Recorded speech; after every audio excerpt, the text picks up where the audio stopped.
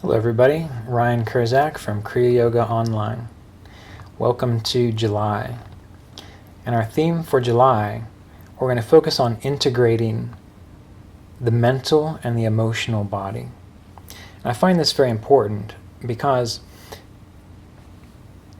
the mind and the emotions are the result of our experiences and our consistent states of consciousness. And too often, we're always trying to escape from these things. We want to escape from our bad thoughts. We want to escape from the uncomfortable feelings.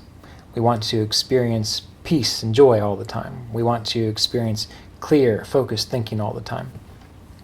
And there's the idea that if we're just a good enough person, or if we're just worthy, or if we're just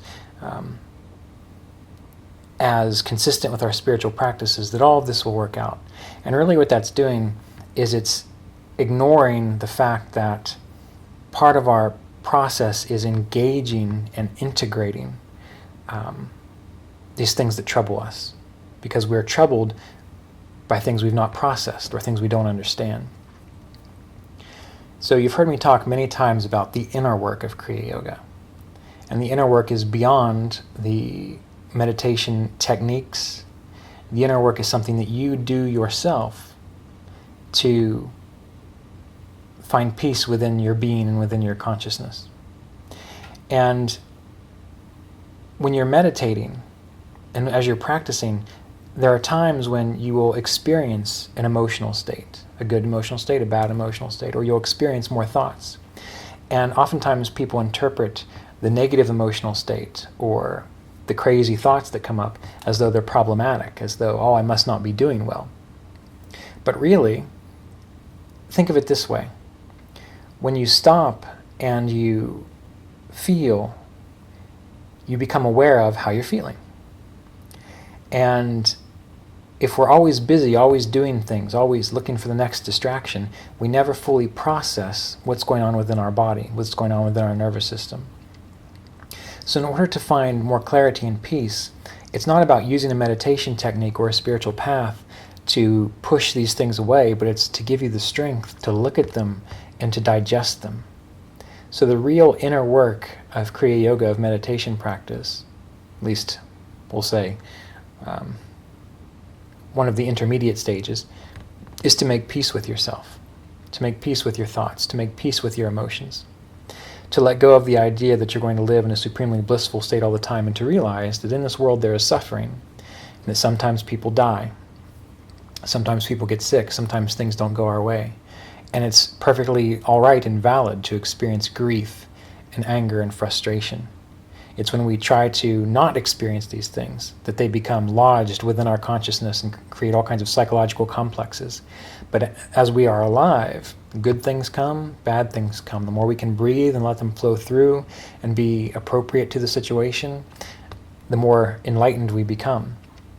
There's a story I vaguely remember of Yogananda, one of his disciples. I think her mother had died, and she just wanted to be a good yogi, a stoic yogi who saw the impermanence of life and realized that that's okay, it doesn't matter anyway. But he started crying, and she asked him why he was crying. And he said, well, someone has to cry for your mother. So we have to remember, again, this whole idea that as we are playing our role in this world, emotions are perfectly normal and perfectly valid. It's when we lock them up, ignore them, or push them away that they become problems. Many people have said that that dark side of yourself that you don't acknowledge, that's when it becomes a problem, because you don't want to look at it, you don't want to know that it's there. But when you're able to make it conscious, bring it into the light, and accept it as a part of this wholeness of life itself, because it is. We have light as well as dark within this world. Have you ever thought about that? There's always as much light as there is darkness as the year goes through. We sleep and we're also awake. There are all these cycles going on and on. And so to only pay attention to one half of the cycle is not healthy. So as a yogi, as a Kriya yogi, I want you to let go of this idea that if you are perfectly awake and aware and enlightened, that nothing will ever bother you, that you will always be in complete control, that no emotions will ever touch you. It's not true. Because it's not about emotions touching you or not, it's about whether you are overwhelmed by those emotions. So you can experience sadness and grief, but know that it's really just a passing wave in consciousness. And you let it. You cry, you sob, you go through the whole process, but all the while you do know what you are. When you're angry, you allow yourself to be angry. Now, not to harm anybody, but just because it is a natural process. When you're scared, you do the same thing. In the same way that when you're happy, you let yourself be happy. When you're joyful, you let yourself be joyful. When you're optimistic and exuberant, you let it flow through.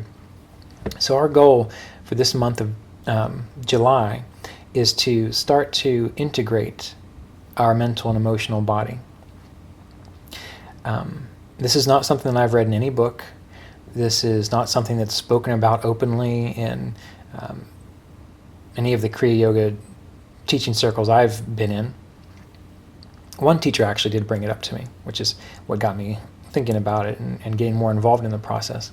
But the only book I know of right now that even comes close to touching upon this is a book called The Presence Process by Michael Brown, which one of my viewers pointed out to me. And so when I read it, I was ecstatic, because it was all the work that you do when you do your inner work of Kriya Yoga after you do your meditation practices. So what are we going to do? We are going to learn to sit with how we feel and how we are, completely validate all of it. Now, you're going to continue practicing your Kriya meditation techniques. But before you begin your meditation techniques, just as soon as you sit down, as soon as you wake up in the morning, you're going to get out a timer. I prefer a timer because that way you're not always looking at a clock. And then if you have a phone, most phones have timers on them now. And you're going to set it for 5 minutes. And you're just going to be completely present, feeling the body, being aware of the emotions, the thoughts within the mind. And you're going to breathe continuously. On the inhale, you're going to feel. On the exhale, you're going to feel. And you're not going to pause in between the breath. You're just going to continue this cycle of breath, natural and relaxed, not hyperventilating, but just so that the breath is continuously moving. It's not stopping, continuous movement. And the whole while, for that 5 minutes, you're going to acknowledge, this is perfectly valid. And you're going to feel what you feel in the body. Whatever emotions are there, you're going to acknowledge that. This is perfectly valid. This doesn't need to change. This is perfectly valid for right now. Whatever thoughts are going through the mind, you're going to do the same thing. This is perfectly valid. You're going to breathe. And this is giving you the opportunity, the space to digest your experiences. This is giving you an opportunity to digest and integrate what's going on within your mind, what's going on within the emotional body. Because why are we thinking like crazy all the time? It's because something happened to us and we can't stop. We wish we would have said this, we wish we would have done that. Why do we always feel anxiety or anger or depression? Because something happened to us and we never took the time to honor and acknowledge it. So this is part of honoring and acknowledging your life as an individualized aspect of consciousness within this world, which is what you're supposed to be doing anyway. Now, after you go through this 5-minute process, you're going to begin the Kriya practices, the life force arousal technique. You're going to practice Kriya pranayama. And you're going to sit for a while in the silence, internalize, after we practice pratyahara, in that state of quietness. And you're going to do the same thing. You're going to set your timer for 5 minutes. And again, whatever you're experiencing, even if it's just pure being peacefulness, that's what you're going to say. This is perfectly valid. You're going to continue to breathe. Breathe. This is perfectly valid. Feeling the body, paying attention to the emotions, paying attention to the mind. And if you start crying, you're going to cry your eyeballs out. And you're going to say this is perfectly valid. If you get a little agitated, you're going to just get agitated.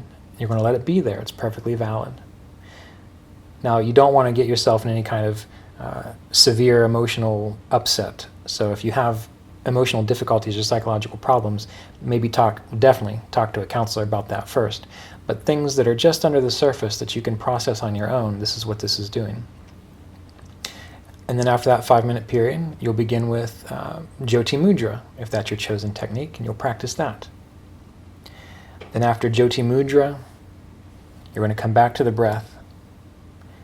Again, breathing, acknowledging this is perfectly valid. And there may be times when things come up that you are not able to 100% integrate. And so you'll continue. It'll start over again tomorrow. But you keep doing it until it never comes up again, because that's how you know when it's perfectly integrated. So it's just like when you're cleaning a car or cleaning thick mud off the floor. Sometimes you don't get it in the first go around. You actually have to kind of dig at it a little bit. But during this last time, after Jyoti Mudra, imagine in your mind's eye a radiant light. Imagine it like the sun, brilliant and shining. And those things which you don't feel like you've completely integrated, whatever thoughts, emotions, or feelings, just imagine them however you can flowing into that light. Not trying to get rid of them, but just acknowledging them in that light. And again, saying this is perfectly valid.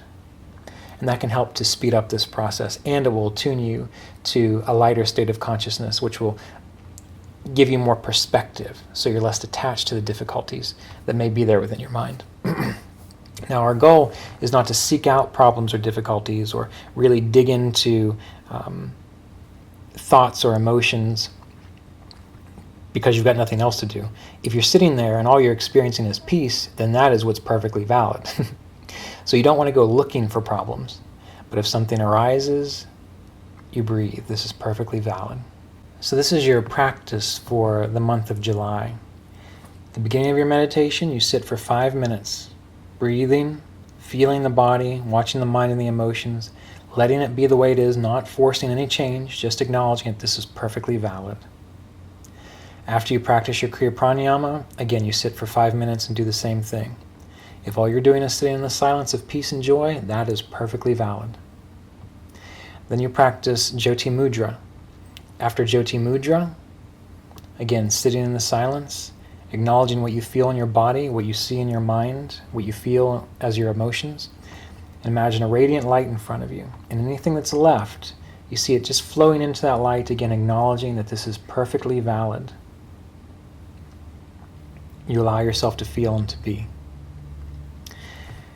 And this can be a very transformational experience for you. And the reason this is so important is because the more that you clear up, dissolve, integrate these aspects of yourself you've been ignoring, your meditation is going to go through the roof, in the sense of being able to sit for long periods of time as pure existence, to be able to contemplate very deeply and experience what is God, because it is all these distractions, all these unintegrated aspects of yourself that keep you from experiencing that. So this is why this is so important. So enjoy the process. Remember, take it easy, take it slow. If you do have any kind of emotional difficulties, I don't recommend that you do this. I recommend that you work with a counselor to work through those emotional difficulties. But if you're relatively healthy-minded in general, if you can handle working through emotions on your own, just letting them be how they are, then engage this process and see how it works for you.